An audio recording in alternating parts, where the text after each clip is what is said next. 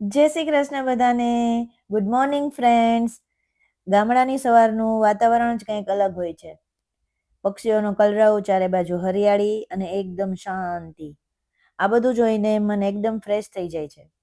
આજનો દિવસ પણ ખૂબ જ ખાસ રહેવાનો છે. તો ચાલો શરૂ કરીએ ગામડે દિવસ ત્રીજો. આજે અમે બનાવવાના છીએ એકદમ ટેસ્ટી મોહનથાળ. ઘણા લોકોને ઘરે બનાવવો હોય છે પણ સાચી રીત ખબર હોતી નથી, એટલે આજે હું તમને સ્ટેપ બાય સ્ટેપ બતાવીશ. સૌથી પહેલા આપણે ગેસ ઉપર આવડી મોટી એક કડાઈ મૂકી દેશું. તેમાં ઘી ઉમેરીને ઘીને થોડી વાર ગરમ થવા દેશું. પછી એમાં ચણાનો લોટ નાખશું આપણે, અને હવે ધીમા તાપે લોટને સરસ શેકશું. આ સ્ટેપ ખૂબ જ મહત્વનો છે, કારણ કે એના પરથી જ મોહનથાળનો ટેસ્ટ આવે છે.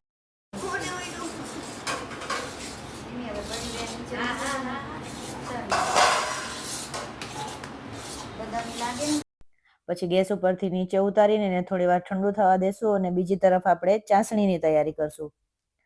ચાસણીનું પ્રમાણ બરાબર રાખશું તો મોહનથાળ એકદમ સરસ બનશે. પછી જેમાં મોહનથાળ ઢાળવાનો હતો એ ટ્રેમાં આપણે ઘી લગાવી દેશું. હવે ચાસણી અને મિશ્રણને ભેગું કરીને થોડી વાર હલાવશું. પછી એમાં ઉપરથી જાયફળ અને એલચી એડ કરશું. પછી પાછું આપણે એને થોડી વાર બધું સેટ થઈ જાય ત્યાં સુધી મિક્સ કરી લેશું. પછી આપણે બધું મિક્સ કરીને આવી રીતે ટ્રેમાં ઢાળી લેશું મોહનથાળને, અને વાટકીમાં ઘી ચોપડીને એને એવી રીતે સેટ કરી દેશું. પછી જો તમારે ઉપરથી ડ્રાયફ્રૂટ નાખવા હોય તો તમે એની ઉપર ઝીણા ઝીણા ડ્રાયફ્રૂટ કટ કરીને આવી રીતે ઉપરથી ગાર્નિશ કરી શકો છો. તો તૈયાર છે આપણો ટેસ્ટી અને દાણાદાર મોહનથાળ. મોહનથાળ બની ગયો, અને હવે બધા માટે રસોઈ બનાવવાની તૈયારી શરૂ કરીએ. ગામડામાં બધા સાથે મળીને કામ કરવાની અને પછી એક સાથે બેસીને જમવાની મજા જ કંઈક અલગ હોય છે. આ ક્ષણો ખરેખર યાદ બની જાય છે.